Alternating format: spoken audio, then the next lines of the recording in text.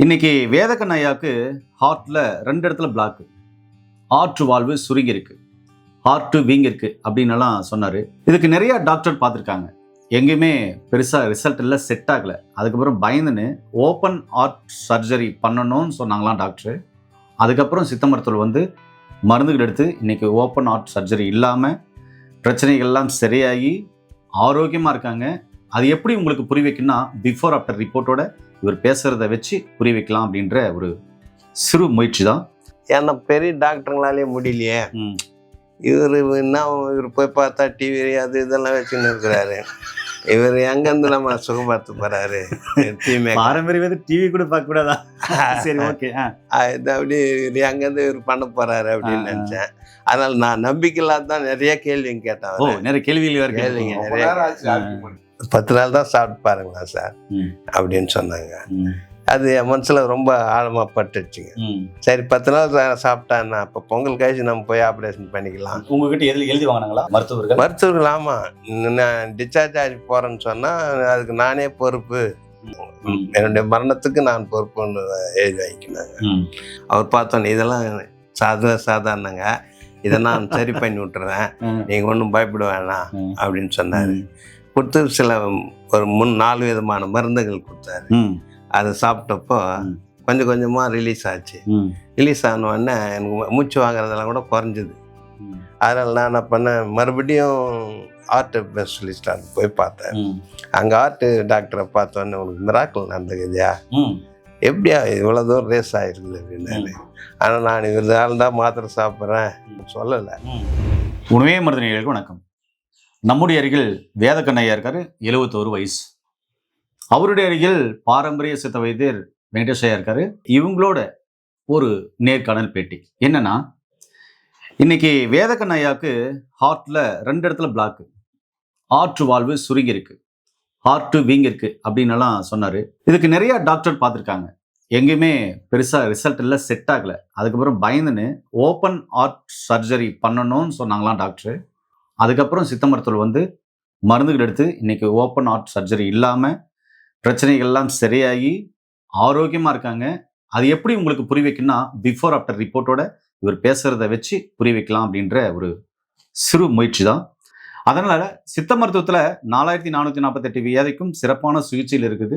ஒரு சித்தா டாக்டரை கன்சல்ட் பண்ணீங்கன்னா அவரே தொடர்ந்து நீங்க கன்சல்ட் பண்ணும்போது நிச்சயமா உங்களுடைய உணவியல் முறை, வாழ்வியல் முறை மாற்றி தொடர்ந்து மருந்துகள் எடுக்கும்போது எப்படிப்பட்ட நோயும் மெல்ல மெல்ல குணமாகன்றது தான் என்னுடைய கருத்துங்க. வணக்கம் நண்பர்களே. இன்னைக்கு வேதக்கண்ண ஐயா இருக்காரு, அதுக்கப்புறம் வெங்கடேஷ் ஐயா இருக்காரு. வேதக்கண்ண ஐயாவுக்கு என்ன பிரச்சனை, அது அவரே சொன்னதான் நல்லா இருக்கும்னு நினைக்கிறேன். இடையில ரிப்போர்ட் காமிக்கிறேன், ரொம்ப ஆச்சரியப்படக்கூடிய அளவுக்கு பிஃபோர் ஆஃப்டர் ரிப்போர்ட்டும் இருக்கு. சித்த மருத்துவத்தில் இதுக்கான சிகிச்சைகள்லாம் இருக்கு. இவருக்கு ஹார்ட்ல அவ்வளோ கம்ப்ளைண்ட்டு, ஹார்ட்டை வந்து ஓப்பன் ஹார்ட் சர்ஜரி பண்ணணும், அதுக்கு ட்ரீட்மெண்ட் பண்ணணும், அதுக்கான நாளெல்லாம் குறிச்சாச்சு, ரெடி ஆகிட்டு வாங்க அப்படின்னு எல்லாம் கூட சொல்லியாச்சு. ஆனால் இவர் ஏன் போல, எப்படியெல்லாம் குணமாச்சு? ஹார்ட் ஓப்பன் சர்ஜரி பண்ணக்கூடிய பிரச்சனையை கூட சித்த மருத்துவத்தில் சரி பண்ண முடியுமா? நிச்சயமா முடியும். 4448 வியாதிக்கும் சித்த மருத்துவத்தில் சிறப்பான சிகிச்சையில் இருக்குது. ஒரு டாக்டரை கன்சல்ட் பண்ணுறீங்கன்னா அந்த சித்தா டாக்டரவே ஃபாலோ பண்ணீங்கன்னா நிச்சயமாவே எல்லா நோய்களையும் ரிவர்ஸ் பண்ணிட முடியும். சரி வாங்க ஐயா. வணக்கம் ஐயா. ஐயா வணக்கம். வேதக்கண்ண எப்படி இருக்கீங்க? நல்லா இருக்கேன். என்கிட்ட ஒரு ஃபைலவே தூக்கி கொடுத்துட்டீங்க. அப்ப நீயே மக்களுக்கு காமிச்சுக்கன்றீங்க. உங்களுக்கு என்ன பிரச்சனை இருந்தது சொல்லுங்களேன். 27/11/2025 எனக்கு வந்து ஹார்ட் அட்டாக் வந்தது. ஹார்ட் அட்டாக் வந்து ராமச்சந்திராவில் போய் சேர்ந்தேன். அங்கே போய் சேர்ந்த உடனே ஒரு 10-15 நாள் அங்கே பெட்டில் இருந்தேன், சுய நினைவு இல்லாமல் இருந்த பேருக்கு அவங்க இசிஜி எக்கோலாம் எடுத்து ஹார்ட்டில் 3 விதமான பிரச்சனை இருக்குதுன்னு சொன்னாங்க. என்னென்ன விதமான பிரச்சனைகள் சொன்னாங்க? ஒன்று ஹார்ட் வீக்கம், 2வது ஹார்ட் அந்த இது வால்வு சுருக்காச்சு, 3வது வந்து 2 அடைப்புகள் அப்படின்னு சொன்னாங்க. இது கம்பல்சரியா பண்ணி ஆகணும் அப்படின்னு சொன்னா. என்ன பண்ணி ஆகணும்னு சொன்னாங்க? ஓப்பன் சர்ஜரி பண்ணி ஆகணும், ஓப்பன் ஹார்ட் சர்ஜரி. சரி, அப்போ அவங்க கேட்ட போன தொகை என்னண்டா இல்லை, அதனால நான் செகண்ட் ஒப்பீனியனுக்கு போறேன் அப்படின்னு சொல்லிட்டு ட்ரிபிள் போனேன். ட்ரிபிள் எம்லையும் அதே தான் சொன்னாங்க. இதய வீக்கம், வாழ்வு சுருக்கும், ம், 2 அடைப்பு இருக்கு, ம், கம்பல்சரியா பண்ணி ஆகணும், ம். இல்லைன்னு சொன்னா உயிர் பிழைக்கிறது கஷ்டம் ம், அப்படின்னு சொன்னாங்க. ம், அது பண்டிகை காலமாக, கிறிஸ்துமஸ் பண்டிகை காலமாக இருந்ததுனால ம், நான் அவங்களாண்ட ரிக்வஸ்ட் பண்ணி கேட்டுக்கினேன். ம், நான் அந்த 1ஆம் தேதிக்கு அப்புறம் வர்றேன், ம், புது வருஷத்துல வர்றேன் அப்படின்னு சொல்லி. ம், அப்போ ஒரு நண்பர் வழியில எனக்கு வந்து வெங்கடேசன் ஐயாவை டாக்டர் வெங்கடேசன் ஐயாவை பத்தி எனக்கு ம், சொன்னாரு. ம், எனக்கு இந்த மாதிரி பிரச்சனை 2 அவர் அடைப்பு மட்டும்தான் சொன்னாரு. ம். எனக்கு இருக்கு, அதனால அவர் அனுப்புன மருந்து சாப்பிட்டு நல்லா இருக்குது. உங்க நம்பிக்கைன்னு தான் போங்க. 8 அடைப்பு அவருக்கு. அவருக்கு 8 அடைப்பு. அவரு வந்தாரு இல்லைங்களா? 3 பேர் வந்தாங்களா அவங்க? ஆமா ஆமா. ஓகே. ஒருத்தருக்கு 8 அடைப்பு இருந்தது. அதையும் சரி பண்ணி அதானே பிஃபோர் ஆஃப்டர் வீடியோ நம்ம போட்டிருக்கோம் ஆல்ரெடி. அவரு தான் ரெஃபரன்ஸ் கொடுத்தாரு. ஓ, அவரு சொன்னவருக்கு. சொல்லுங்க. உங்களுக்கு நம்பிக்கை இருந்தா போங்க, அப்படி இல்லைன்னா நீங்க உங்க இஷ்டம் அப்படின்னு சொன்னாரு. ம், சரி, ஓப்பன் ஹார்ட் சர்ஜரி பண்றதை விட ம், சரி போய் தான் பார்க்கலாமே, அது கேப்ல அந்த பொங்கல் கேப்ல ம், அப்படின்னு சொல்லி 9ஆம் தேதி நான் ஜனவரி 9ஆம் தேதி சார வெங்கடேஸ்வர ஐயாவை போய் பார்த்தேன். ம், அவர் பார்த்தோன்னே இதெல்லாம் சாதாரணங்க, இதை நான் சரி பண்ணி விட்டுறேன், ம், நீங்க ஒன்றும் பயப்பட வேணாம் ம், அப்படின்னு சொன்னாரு. ம், கொடுத்து சில ஒரு 4 விதமான மருந்துகள் கொடுத்தாரு. ம், அதை சாப்பிட்டப்போ ம். கொஞ்சம் கொஞ்சமா ரிலீஸ் ஆச்சு. ம், ரிலீஸ் ஆன உடனே எனக்கு மூச்சு வாங்குறதெல்லாம் கூட குறைஞ்சிது. ம், குறைஞ்சிட்ட உடனே சரி ஒரு 10 நாள் பொறுத்து மறுபடியும் ஒரு இது டாக்டராண்ட போனேன். ம், நம்ம என்ன சம்பத் டாக்டராண்ட போயிட்டு ம், அவர்கிட்ட வந்து வெரிஃபிகேஷன் பண்ணிக்கலாம் அப்படின்னு போனேன். ம், அவர் என்ன சொன்னார்னா, உனக்கு மிராக்கிள் நடந்துக்குதுயா, ம், இப்போ இந்த நாள்லேயே உனக்கு வந்து 34லேருந்து உனக்கு வந்து 64க்கு வந்து ம். ஏறி வந்துடுச்சு, ம், அதனால உனக்கு வந்து உனக்கு வந்து ம். ஆப்ரேஷனே கிடையாது அப்படின்னு சொன்னார். ம், இருந்தா சரி அப்படின்னு சொல்லி மறுபடியும் வந்து வெங்கடேஸ்வர சாரான்னு போயிட்டு ம், விடாம தொடர்ந்து சாப்பிட்டுனே வந்தேன். ம். அப்போ வந்த பிற்பாடு தான் இப்போ மறுபடியும் ஒரு தனி சரி இவராடியே போகக்கூடாது, ம். வேற டாக்டர் போயிட்டு ம். நம்ம இசிஜி எக்கோ எடுத்து பார்க்கணும். நண்பர்களே, இவ்வளவு ரிப்போர்ட் இருக்கு. இதுல நிறைய அதாவது மெல்ல மெல்ல குணமான ரிப்போர்ட் எல்லாம் இருக்கு. இதெல்லாம் ஏன் காமிக்கலன்னா பிஃபோர் ஆஃப்டர் மட்டும் நான் காமிக்கிறேன். இதெல்லாம் நிறைய இருக்கு. கொஞ்சம் கொஞ்சமா குணமானது, ஒரு கம்ப்ளைண்டா குணமானதெல்லாம் இருக்கு. சரிங்களா? சொல்லுங்க. அதுக்கப்புறம் வந்து ம். பணம் எல்லாம் நல்லா, நான் ஒன்றுத்துல வந்து நார்மல்னு வந்து ம். மற்றவங்க எல்லாம் மைல்டா இருக்குதுன்னு அதை முன்னெடுத்த ரிப்போர்ட் வந்தது. கொஞ்சம் கொஞ்சமா குணமாக்கிது. இப்போ வந்து பூரணமான சுகத்தை ம். டாக்டர் வெங்கடேசன் சார் ஐயா மூலமா ம். நமக்கு கிடைச்சிருக்குது. நமக்கு நல்ல மருந்தெல்லாம் கொடுத்து சுகப்படுத்துறாருங்க.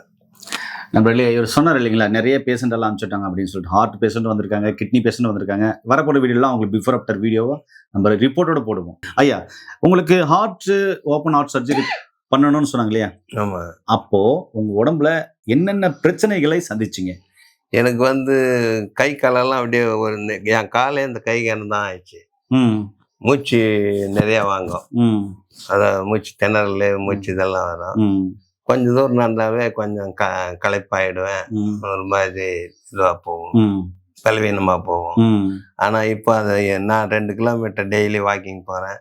2 கிலோமீட்டர்? ஆமாம், ம், போயிட்டு வரேன். ம், நல்லா மூச்சு திணறலாம் இல்லை. இப்போ ம், சாப்பிட முடியாமல் இருந்தேன். ம், சார் பசி எடுக்கல சார்ன்னு சொல்லுவான் அவர் அண்ணன். அது எடுக்கும் போங்க அப்படின்னாரு. அவர் மருந்து சாப்பிட ம், இப்போ அதிகமாக சாப்பிட்றதுக்கு ஆயிட்டேன். ம், அதனால இப்போ என்ன பண்றேன்னா உணவு கட்டுப்பாடுக்கு வரணும் அப்படின்னு மறுபடியும் இப்போ வந்து உணவு குறைக்கணும் அப்படின்னு வந்து. சரி. வீட்டம்மா என்ன சொன்னாங்க உங்களுக்கு? முதல்ல போன உடனே எனக்கு வந்து ஏன்னா பெரிய பெரிய டாக்டருங்க வந்து பெரிய அந்த ஆர்ட்டுக்குன்னே இருக்கிற ஹாஸ்பிட்டலுங்கள்லேயே வந்து பண்ணி தான் ஆகணும், ஓப்பன் சர்ஜரி பண்ணி தான் ஆகணும் அப்படின்னு சொல்லி எனக்கு கெடு கொடுத்து அனுப்பிச்சாங்க. அவன் போகும்போது உன்னுடைய மரணத்துக்கு நான் தான் பொறுப்பு அப்படின்னு லெட்டர் எழுதி வேற வாங்கிக்கினாங்க என்னென்ன. அப்படி இருக்கும்போது சரி நான் அப்படியே மாதிரி எழுதி கொடுத்துட்டு நான் வந்துட்டேன். அதுக்கப்புறம் தான் டாக்டரை பார்த்து டாக்டருடைய மருந்து சாப்பிட்டு இன்னைக்கு நல்லா இருக்கிறேன், நல்லா பேசுறேன் கொள்றேன், கொஞ்சம் மூச்சு எல்லாம் இல்லாம இருக்குது, நல்லா இருக்கிறேன், ஆரோக்கியமா இருக்கு. அவருடைய துணைவியாரு முதல்ல அவங்க துணைவியாருக்கு போனப்போ இவரான ஏன்னா பெரிய டாக்டருங்களாலே முடியலையே, இவர் போய் பார்த்தா டிவி அது இதெல்லாம் வச்சுன்னு இருக்கிறாரு, இவர் எங்கேருந்து நம்ம சுகப்படுத்த போறாரு தீமை பாரம்பரிய டிவி கூட பார்க்க கூடாதா? சரி, ஓகே. இது அப்படி இவர் எங்கேருந்து இவர் பண்ண போறாரு அப்படின்னு நினைச்சேன். அதனால நான் நம்பிக்கையில்லாத தான் நிறைய கேள்விங்க கேட்டேன். ஓ, நிறைய கேள்விகள் வேற கேள்விங்க கேட்டீங்க. ரொம்ப நிறைய. நேரம் ஆச்சு argument. அவர் ரொம்ப கேட்குறப்ப எங்க வீட்டம்மா வந்தாங்க. நீங்க எவ்வளவோ பாக்குறீங்க, ஒரு 10 நாள் தான் சாப்பிட்டு பாருங்களேன் அப்படின்னு. என்னென்ன காசு கூட வேணாம், அவங்க காசு கூட கொடுக்க வேணாம், நீங்க வந்து 10 நாள் மருந்து சாப்பிட்டு பாருங்களேன் அப்படின்னு. எனக்கு அவங்க சரி இந்தம்மா இவ்வளவு சொல்றாங்களே அப்படின்னு சொல்லி சாப்பிட்டு தான் பார்க்கலாம் அப்படின்னு சொல்லி இறங்கினேன். அந்த 10 நாள்ன்றது அது வந்து என்னை சேவ் பண்ணிடுச்சு. சூப்பர். நண்பர்களே, இப்போ இவர் பிரச்சனை இருந்ததுக்கான ரிப்போர்ட்டையும் சரியானதுக்கான ரிப்போர்ட்டையும் நம்ம பார்க்கலாம். நண்பர்களே, அவருடைய பேரு வேதக்கண்ணு. ரிப்போர்ட் எடுத்த நாள் 11ஆம் தேதி 12வது மாதம் 2025. எக்கோ ரிப்போர்ட் எடுத்திருக்காங்க. அந்த எக்கோ ரிப்போர்ட்டில் என்னென்ன பிரச்சனைகள் இருக்குது அப்படின்றத உங்களுக்கு தெளிவாக போட்டிருக்காங்க பாருங்க. இது ரிப்போர்ட்டில் பார்த்துருப்பீங்க. இந்த ரிப்போர்ட் மட்டும் இல்லை, இன்னொரு ரிப்போர்ட்டும் காமிக்கிறேன், அதையும் பாருங்க.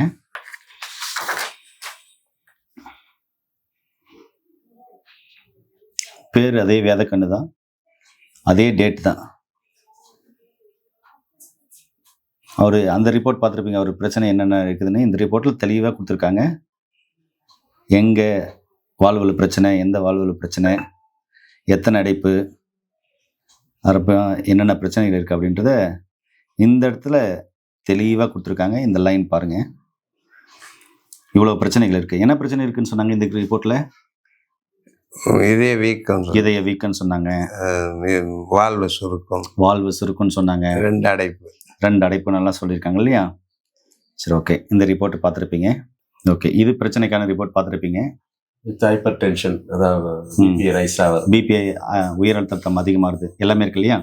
இந்த ரிப்போர்ட் எல்லாம் பார்த்துட்டீங்க. இது பிரச்சனைக்கான ரிப்போர்ட் இல்லையா? இப்போ குணமான ரிப்போர்ட் பாருங்க. குணமான ரிப்போர்ட் பாருங்க. பேரு வேதக்கண்ணு. ஜனவரி 30ஆம் தேதி எடுத்திருக்காங்க 2026. எக்கோ ரிப்போர்ட் எடுத்திருக்காங்க. இந்த எக்கோ ரிப்போர்ட்டில் இந்த இடத்துல பாருங்க, ஃபைனல் ரிப்போர்ட்டில் பாருங்க, அவருக்கு என்னென்ன இருக்குன்னு நீங்களே சொல்லுங்க ஐயா. பார்த்தீங்கன்னா வந்து எல்லாமே மைல்டாக இருக்குது. அதாவது 20 நாள் ட்ரீட்மெண்ட் தான்.